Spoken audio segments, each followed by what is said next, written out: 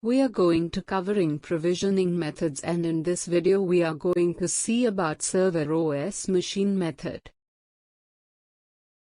The server OS machine method, also called hosted shared desktop, users are really running a shared Windows Server operating system. Hosted application and server OS machine, both method are using same technology, only difference that one is host the applications and other host the desktops.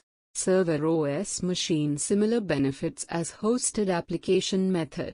The technology isn't based on virtual machine technology. Rather, it is an extension of Microsoft's Terminal Services session. Today we seen about server OS machine provisioning method. Next video we are going to cover desktop OS provisioning method. Thank you. Please like or subscribe the channel.